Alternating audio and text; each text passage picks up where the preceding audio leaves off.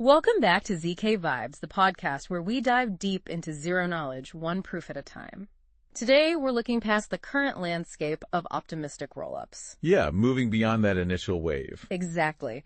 We're going to unpack the fundamental shift being driven by ZK Rollups and this really powerful new paradigm of zkVMs, zero knowledge virtual machines. Mm-hmm. Now, we've talked before about optimistic rollups, that whole innocent until proven guilty thing. Right, the fraud-proof model. Which is great for, simplicity maybe, but it leads to those sometimes really frustrating week-long withdrawal periods. That 7-day delay, yeah. Yeah. It's crucial for their security model, but it definitely creates friction. It really does. Makes you wonder if there's a faster, more definitive way, Absolutely. That delay ties up capital. It's not the smooth experience users want. Yeah. And that's really where ZK Rollups come in, offering a fundamentally different approach to security. Yes. So instead of just waiting around hoping someone spots bad behavior, ZK Rollups use, heavy-duty cryptography to give you an immediate guarantee of validity. Exactly.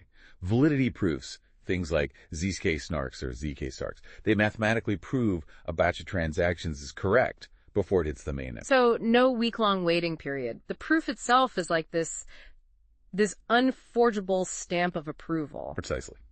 Which paves the way for near-instant withdrawals. That's the big appeal. That's the core game changer, I think. The validity proof is the cryptographic testament. You're removing the need to trust participants, removing that long challenge window. Correct. Once that proof is verified on-chain, the state transition is final. Done. Now, it wasn't always easy, though. You mentioned friction. Originally, generating these ZK proofs was computationally intense. Oh, hugely. And expensive. That was a major barrier early on. It cost a lot to generate these things. It's like needing a whole server farm just to process a block, almost? Yeah, something like that. But thankfully, we've seen incredible progress. Companies like Succinct and RASC0, they've made huge strides in zkVM design. Bringing those costs way, way down. Exactly. Which makes this whole approach much more viable. Okay, but then there's this other thing, ZK fraud proofs. That sounds like a bit of a hybrid. It is. It's trying to find a middle ground. It still assumes transactions are valid, like the optimistic model. Okay.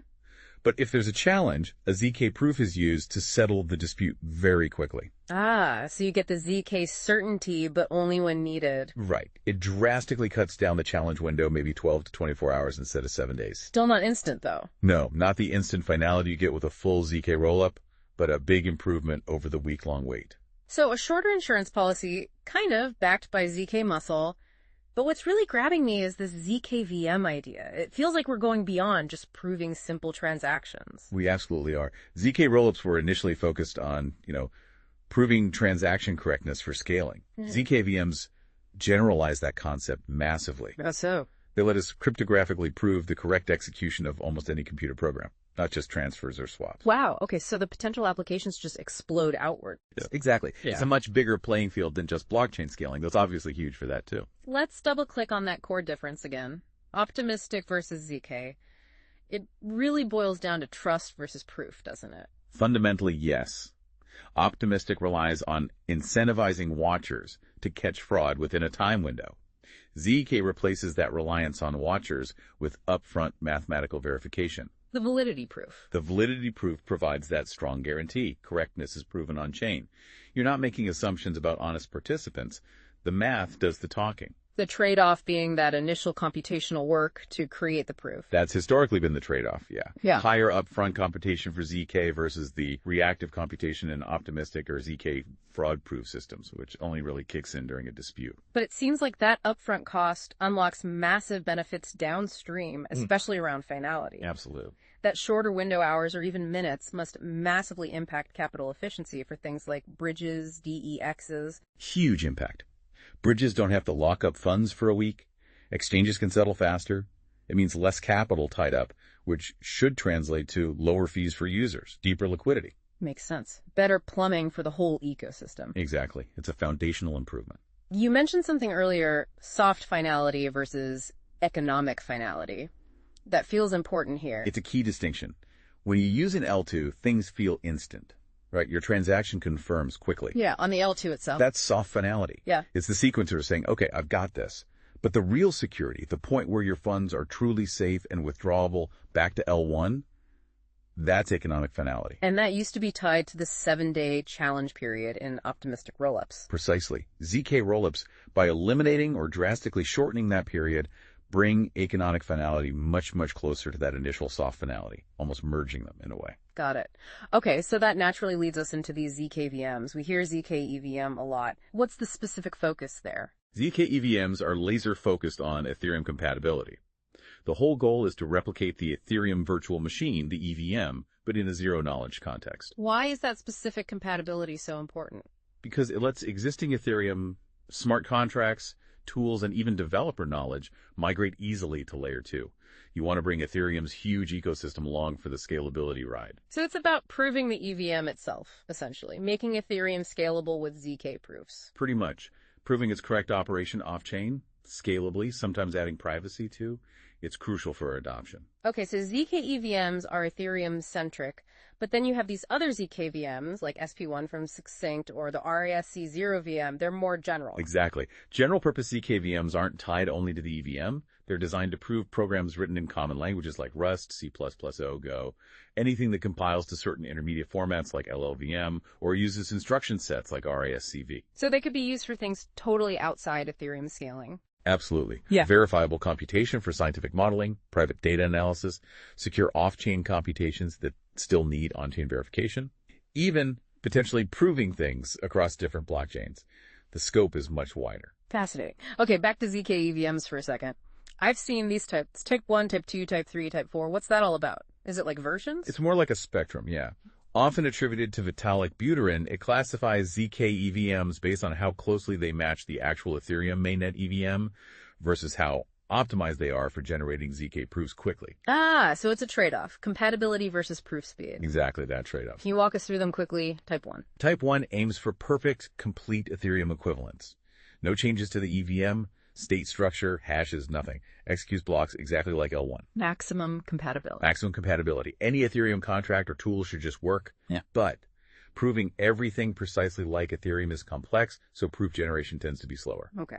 Type 2. Type 2 is EVM equivalent at the bytecode level. Most contracts work without changes, but they might swap out some underlying parts, like maybe using a more ZK-friendly hash function to speed up proofs. Minor tweaks under the hood. Still very compatible, but faster proofs. Makes sense. Type 2.5. Type 2.5 or gas-adjusted EVM. They go a bit further and tweak the gas costs of certain EVM operations that are expensive to prove in ZK. Ah, so optimizing for the prover by changing the economics slightly. Right. Can make proofs cheaper or faster, but might subtly change how some contracts behave regarding gas usage. Okay. Type 3, getting less equivalent now. Yeah. Type 3, near EVM equivalent. They start removing or significantly changing some EVM features that are particularly hard to prove. This definitely speeds things up, but you'll likely need to modify some contracts or developer tools. And finally, Type 4. Type 4, high-level language equivalent. This is the most different. They don't even try for EVM bytecode compatibility. They compile languages like Solidity directly into ZK circuits. Whoa. So totally different compilation target. Right. Gives you potentially the fastest proofs, but you have to rewrite contracts, use different tools. It's the furthest from Ethereum compatibility. It really is a spectrum. Where's the industry leaning right now for ZK Rollups specifically? You know, interestingly, there seems to be a strong pull towards Type 1 right now. Yeah. That desire for maximum compatibility to just lift and shift the existing Ethereum ecosystem seems to be winning out for many projects, despite the potential proof speed trade-offs. Fascinating. Okay, let's zoom in on some of the leading tech here. Succinct's SP1 and RISC-0. What makes them stand out in the general-purpose zkVM space? They're both really pushing the performance envelope. SP1 from Succinct is open source, focused on proving Rust code, or really anything compiling to LLVM. It generates Starks. Starks. Known for scalability, right? And no trusted setup. Exactly. And they can wrap those Starks into Snarks for cheaper on-chain verification. Starks for the heavy lifting and transparency, Snarks for the compact on-chain part. How does SP1 actually, generate the proofs? What's the magic? Well, it's complex. But fundamentally, it involves emulating a standard instruction set, RISC-V in their case, and creating proofs about the execution trace. They use clever techniques like Stark recursion to handle really long computation. Recursion. Proving proofs. Essentially, yeah. Proving smaller proof steps and then proving that those proofs themselves are correct, letting you scale up. Mm-hmm. And Succinct built their prover network to parallelize this across many machines, even using lots of GPUs. Speeding things up dramatically. Exactly, making proof generation much faster. I saw OP Succinct mentioned too. How does SP1 fit in there? Yeah, OP Succinct is super interesting. They've taken SP1 and integrated it with Kona. That's a Rust implementation of the OP stack's core logic. The OP stack, the basis for optimism, lots of rollups. Right, so they're creating a fully ZK-proven OP stack rollup. They generate proofs for block sequences in parallel, combine them, and cut finality down from 7 days to potentially just minutes. Wow, that's a huge leap for that ecosystem. It really is. And they also have OP Succinct Lite, which uses SP1 just for disputes initially, kind of a stepping stone. So, upgrading the popular OP stack with ZK Power. Okay, what about RISC-0? Also general purpose, multiple languages. Yes, very similar goals. RISC-0's zkVM also proves arbitrary code Rust, C++, case data, etc., using the open RISC-V instruction set. Their system has sort of three parts. The guest program you want to prove. The actual code. Right. Then the executor runs it and creates an execution trace, like a detailed log. And finally, the prove takes that trace and generates the ZK proof package in a receipt. And what's unique about their proving system? They also use recursion heavily, but with a set of specialized circuits. They have one for the RISC-V instructions themselves, one for recursion to combine proofs, and one to convert the final Stark proof into a smaller snark for on-chain use. Layered approach. Break it down, prove the pieces, combine the proofs. That's the idea. It lets them handle huge programs, but keep the final proof size small and constant, which is crucial for putting it on a blockchain. And OP Kailua, is that their version of bringing ZK to the OP stack? Exactly. OP Kailua is RISC-0's project to integrate their zkVM with the OP stack, aiming for better security, faster finality, but keeping that OP stack compatibility. How fast are we talking? They mentioned different modes. A validity mode aiming for around 1 hour finality, and a hybrid mode maybe close to 3 hours. Still, a massive improvement and designed to completely replace the old fraud-proof challenge game. So, similar goals to OP Succinct, upgrading the OP stack but using their own distinct zkVM tech. Precisely. Both provide pathways for existing optimistic rollups to evolve towards ZK security and speed. Okay, performance. It's great in theory, but how fast are these things in practice? SP1 versus RISC-0. It's tricky. Performance always depends heavily on the workload, the hardware, how much you parallelize. Sure, benchmarks can be specific. Right. SP1 has shown really strong numbers on tasks common in blockchains, which makes sense given their focus. RISC-0 seems quite versatile, performing well across different setups, from big cloud servers down to, regular computers. So maybe SP1 is optimized for sheer throughput in data centers. RISC-0, maybe more adaptable. That could be one way to look at it currently. Yeah. But it's evolving fast. Both use optimized precompiles for crypto stuff, which is vital. Yeah, need fast hashing and signatures. And both are heavily into GPU acceleration and parallel proving to cut down times and costs. The key thing is performance is improving rapidly across the board. And what about cost for users? We said ZK used to be expensive. Is it still? How does it compare to Optimistic now? Well, ZK Rollups do have that upfront computation cost for the proof, but the magic is batching. Right, sharing the proof cost. Exactly. The cost to post the proof on L1 is spread across potentially thousands of transactions in a batch. So the per transaction cost can actually get very low, potentially competitive with or even cheaper than Optimistic rollups, especially if L1 gas fees are high. Okay, so high throughput helps ZK costs. What about Optimistic costs? Optimistic rollups are generally simpler if nothing goes wrong.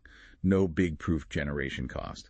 But if there is a dispute, then you have costs the bond staked, the gas for the fraud-proof interaction.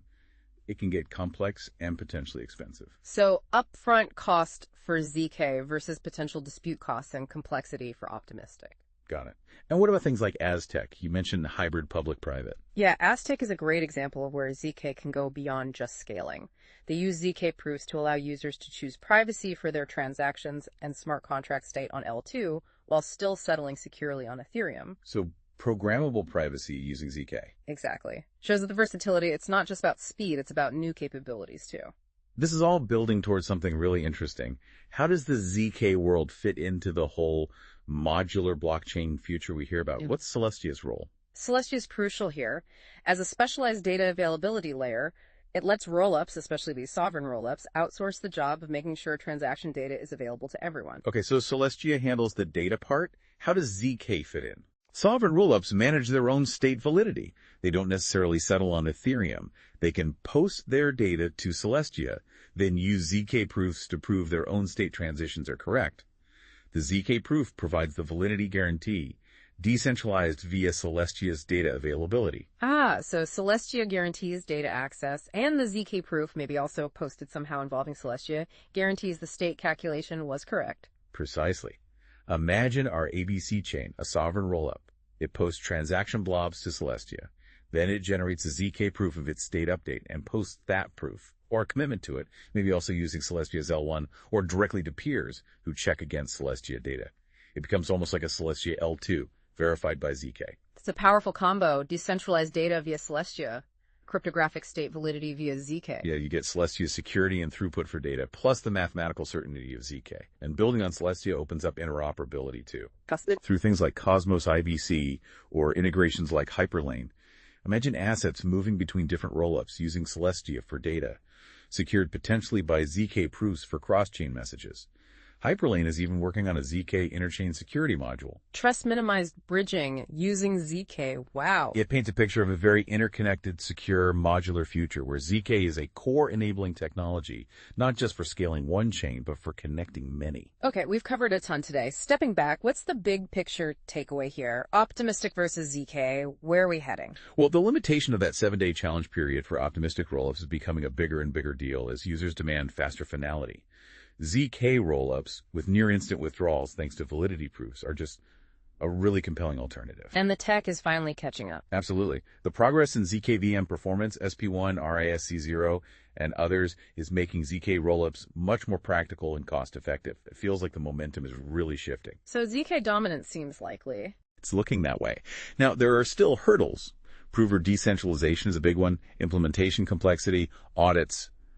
It's not overnight. Sure, challenges remain. But projects like OP Succinct and OP Kailua show there's a clear path for the existing ecosystem, like the OP stack, to transition smoothly towards validity proofs. It'll take time, but ZK is strongly positioned to become the main scaling solution for Ethereum and likely beyond. A fascinating look ahead. Thanks for breaking all that down. If you enjoyed this deep dive, help us spread the vibes. Follow us on ZK Vibes Twitter for updates, insights, and upcoming guests. Until next time, stay zero knowledgeable.